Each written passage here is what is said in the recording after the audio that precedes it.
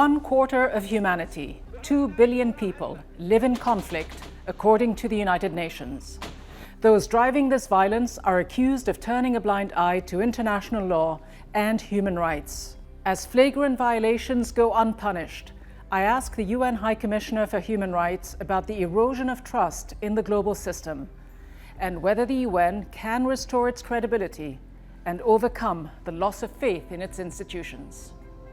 I can tell you, when it comes to accountability, my office has been clear for a very long time, because we have been monitoring and documenting human rights violations both in Gaza and in the West Bank for years. So I hope that this current crisis is a wake-up call to take accountability more seriously.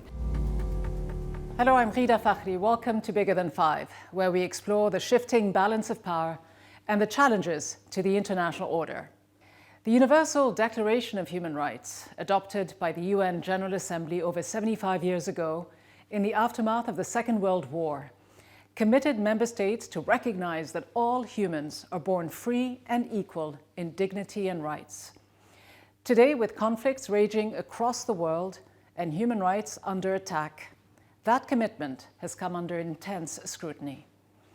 In Gaza, the UN High Commissioner for Human Rights warned last month that the extent of Israel's continued restrictions on the entry of aid and the manner in which it continues to conduct hostilities may amount to the use of starvation as a method of war, which is a war crime, he said.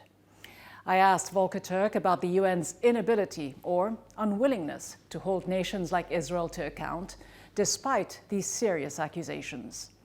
That interview in a moment, but first, a look at the global human rights system, how it was founded, and how war and conflict have made the principles on which it's based more elusive today than ever. The Universal Declaration of Human Rights was adopted on the 10th of December 1948. Drafted by a UN committee chaired by Eleanor Roosevelt, it enshrined the rights and freedoms of all human beings. Of the 58 UN member states at the time, 48 voted in favor, 8 abstained, and 2 did not vote. The Office of the UN High Commissioner for Human Rights was established in 1993.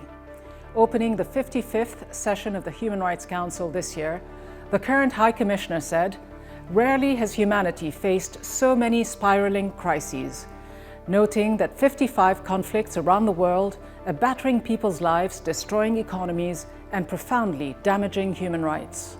War now casts its shadow across the planet, and the UN estimates 1/4 of humanity, that's 2 billion people, now live in conflict zones. The world is seeing the highest number of violent conflicts since the end of the Second World War.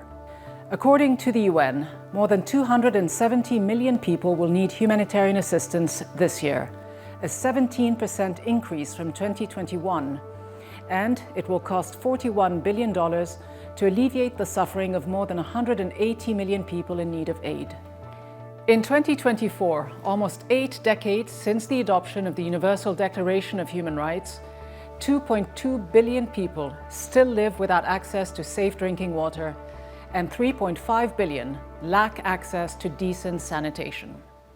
With the UN human rights system facing its toughest challenge yet, I sat down recently with the High Commissioner Volker Turk at his office in Geneva. High Commissioner, human rights are in retreat globally. At the beginning of your term in office, you said that your biggest concern was the widespread flouting of international humanitarian law. Is that still your biggest concern, your main worry? It is one of my biggest concerns, because if you look at the world today, we have 55 conflicts, violent situations where civilians bear the brunt of warfare, bear the brunt of violations of international humanitarian law, bear the brunt of being affected by warmongers and those who wage war. So yes, it's one of my biggest concerns. As you point out, it is civilians who bear the brunt in each and every one of these conflicts, but perhaps nowhere more than in Gaza.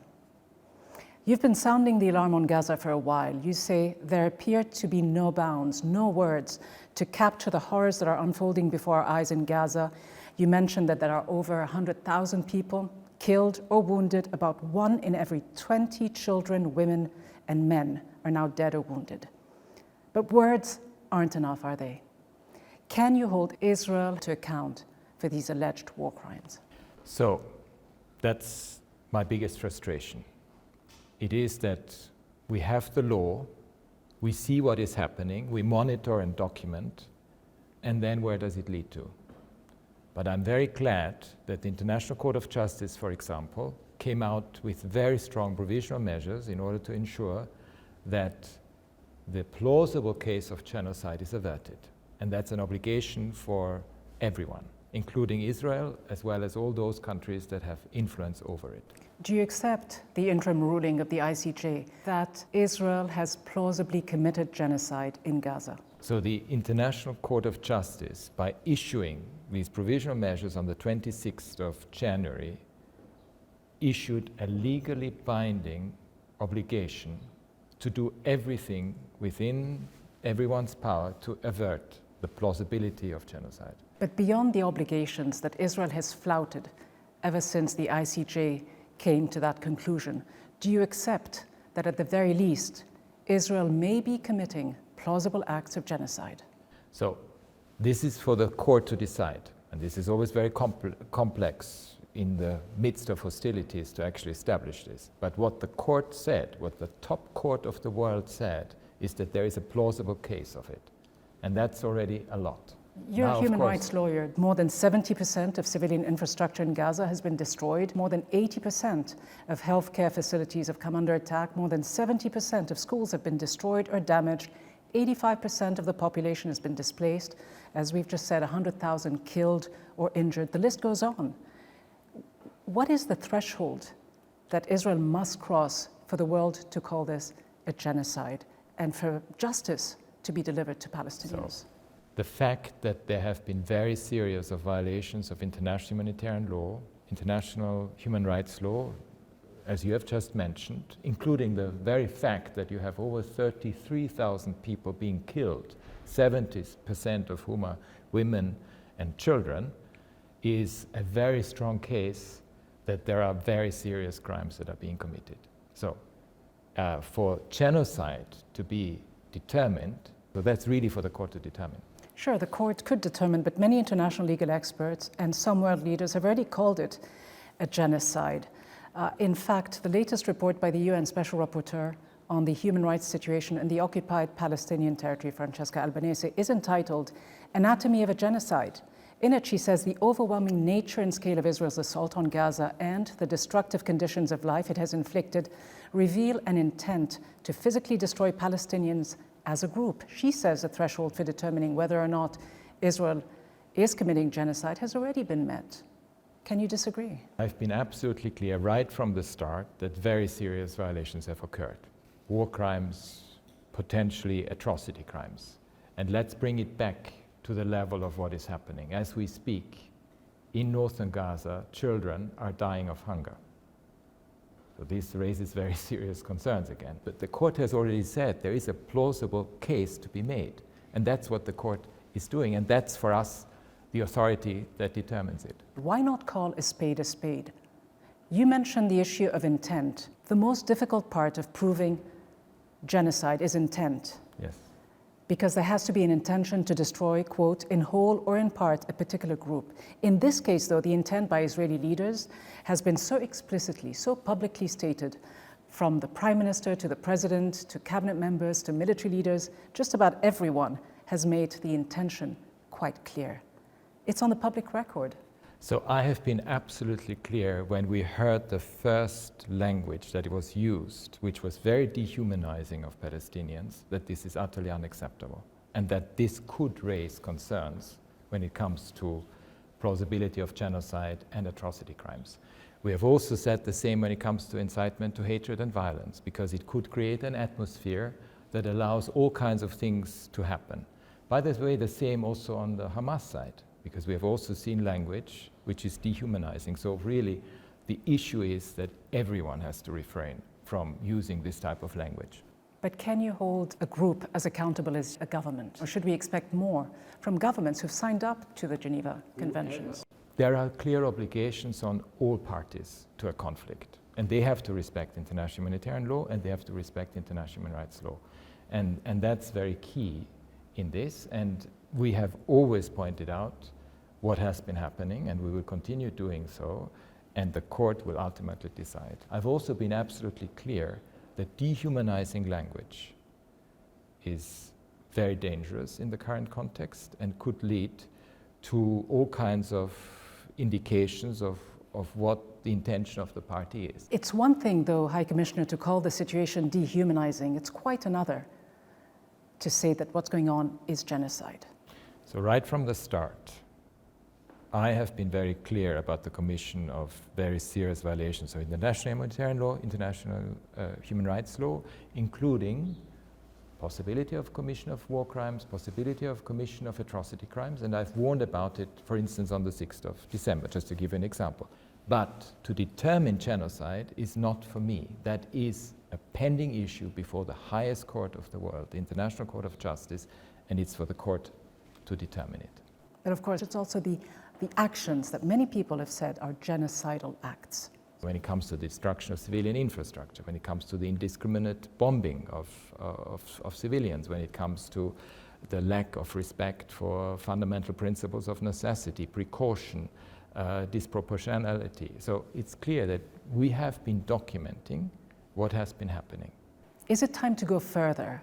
The former director of the New York office of the High Commissioner for Human Rights, Craig Mokhaiber, accused the UN of failing to act and prevent what he said was a textbook case of genocide. He said that the US, the UK, and much of Europe were, quote, wholly complicit in the horrific assault by Israel on Gaza. Not only were these countries refusing to meet their treaty obligations under the Geneva Conventions, but they're also arming Israel and providing political and diplomatic cover.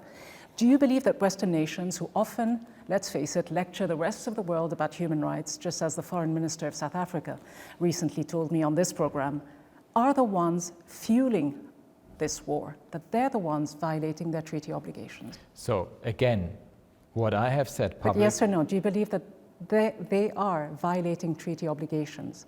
Well, it's not so easy to say that, but what is clear is that they have an obligation, and this is an obligation at international law, to ensure that they do not do anything that could enable the commission of crimes. And that has been we have been very clear. But that's not enough. Do you feel that the UN itself is failing the people of Palestine, that it has lost its way when it comes to human rights, particularly when it has to do with Israel and Palestine, primarily because of the pressures from the United States, from Israel and other governments? I think you have to make a distinction between the UN and the UN. You have the Security Council, that's one thing, and we know how dysfunctional the Security Council has been over many years on some of the big issues, including when it comes to Gaza, although it did now finally adopt a resolution that called for an immediate ceasefire. But not a permanent ceasefire. Not a permanent, but at least an immediate one. That's already a step forward. But it's also important to recognize that our humanitarian colleagues, including our colleagues from UNRWA, are working day and night in order to make sure that humanitarian aid is delivered against all odds. And as you know, unfortunately, the UN has lost 171 colleagues. And they got killed. And yet we don't hear a lot of outrage.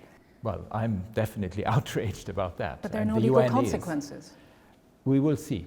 I mean, there will be legal consequences because there has to be an inquiry into each and every death of a UN staff member. You mentioned UNRWA. The Commissioner General of UNRWA, Philippe Lazzarini, described the situation as outrageous, saying it makes it intentional to obstruct life-saving assistance during a man-made famine. The EU Foreign Policy Chief, Josep Borrell, has accused Israel of provoking famine in Gaza and using starvation as a weapon of war. These are damning, serious accusations. Do you agree with them? Any starvation as a method of war is totally unacceptable, and it is indeed a war crime if it is proven that it was done intentionally. And it is clear that if you look at the trickle of humanitarian aid that gets into Gaza, especially now in the north, there are extremely serious concerns when it comes to this, and it is utterly unacceptable that we are watching Gaza as we speak on the brink of famine and hunger, and we know that people are already dying of hunger, and there needs to be an all-out effort to prevent this from happening. How does that happen? You know the UN system extremely well. Why is it so powerless, so reluctant to push for accountability when powerful nations or their close allies are involved, is there a fear of political or financial retribution? I can tell you, when it comes to accountability, my office has been clear for a very long time, because we have been monitoring and documenting human rights violations both in Gaza and in the West Bank for years. And one of the recurring findings has been the impunity and the fact that accountability needs to be served. So I hope that this current crisis is a wake-up call to take accountability more seriously. And the fact that the International Criminal Court has jurisdiction over it is extremely important. It's also important that there is this case before the International Court of Justice, because that is about accountability. A lot of people, as you know, complain about the double standards within the United Nations system. They believe that its key organs are under the complete influence, not to say control, of the Permanent Five, and in many instances, the United States. You have said that the entrenched impunity reported by our office for decades cannot be permitted to continue. There must be accountability, you say, on all sides for the violations that we've seen for over 5 decades. The question is again, though, how do you deliver this accountability? How do you deliver justice, which you say is a prerequisite for ending cycles of violence?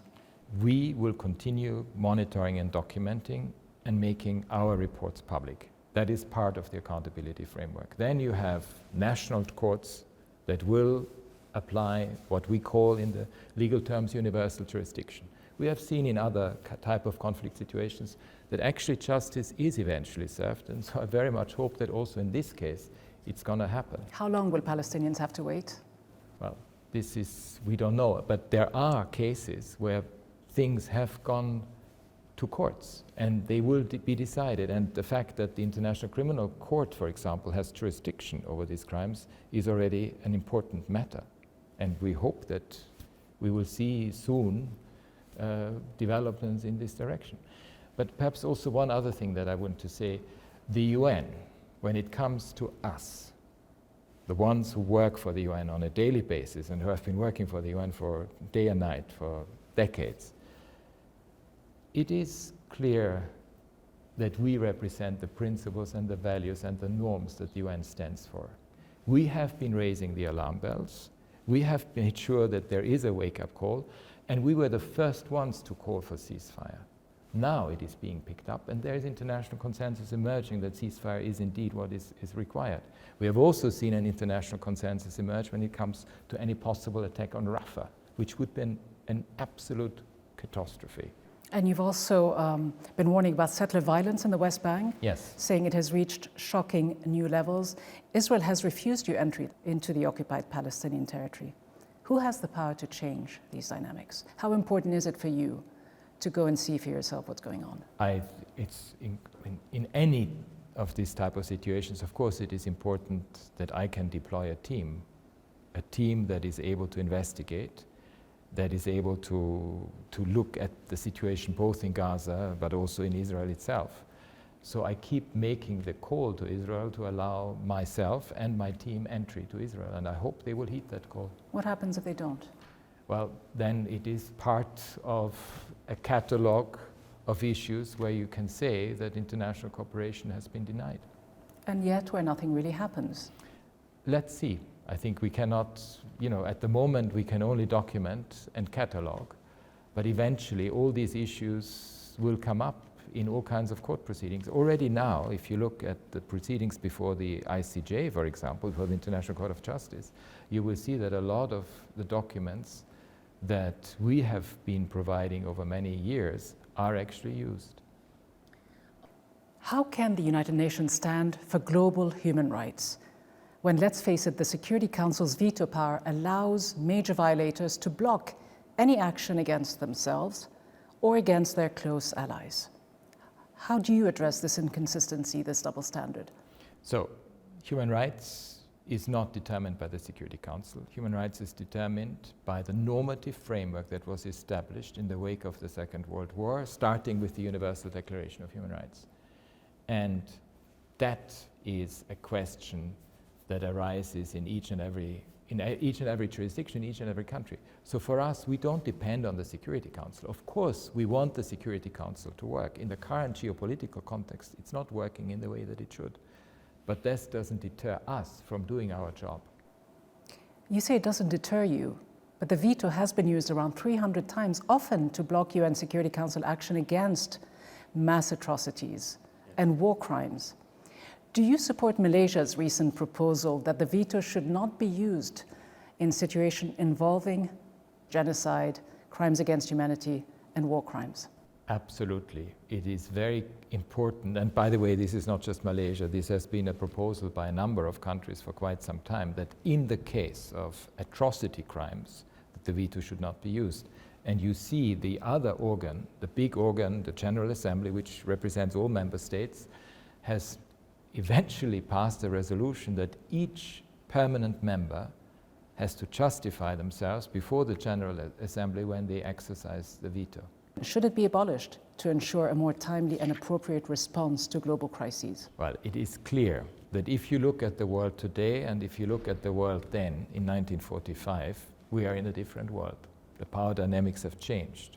We didn't have some of the countries represented, even in the UN, that are currently represented.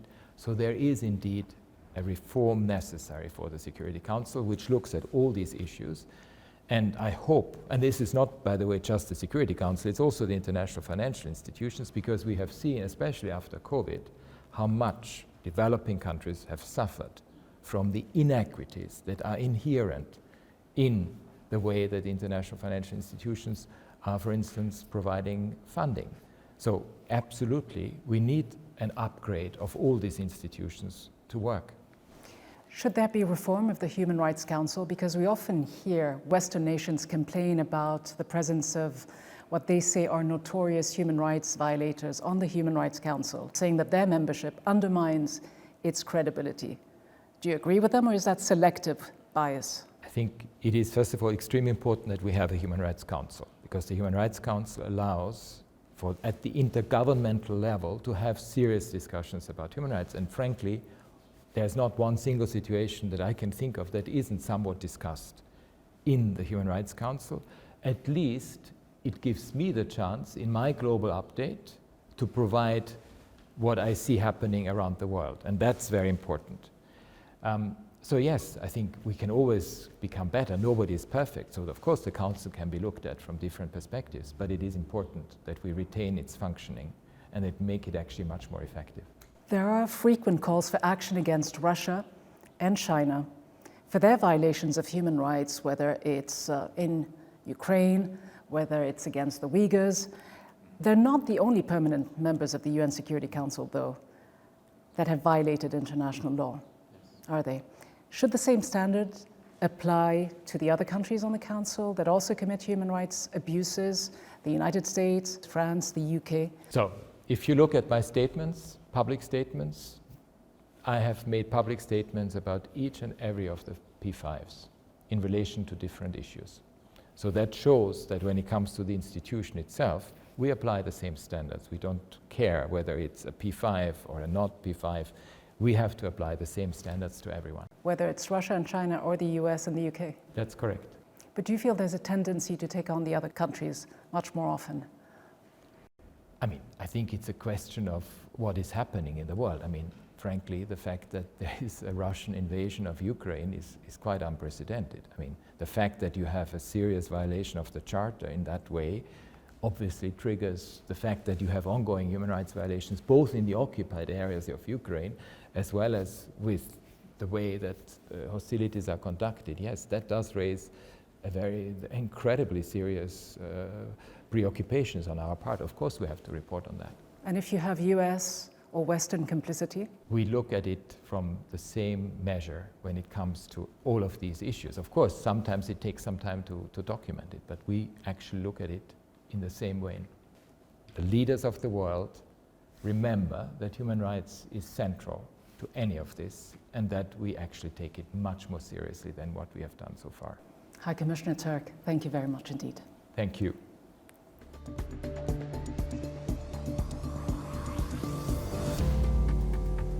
Despite the High Commissioner's noble intentions, there is little doubt that the UN human rights system is under threat. Today's selective government outrage and transactional diplomacy, as Human Rights Watch describes it, lays bare the inconsistencies and contradictions. While some countries are sanctioned for failing to abide by Security Council resolutions, others can flout international law at will with little or no consequence. Israel's relentless war on Gaza has exposed once again the blatant double standards of our current system, where a government's decades-old entrenched impunity is allowed to continue at the expense of the fundamental principles of the UN Charter: justice, accountability, and basic human rights and dignity for all. From me, Ghida Fakhry, and the team, thanks for watching.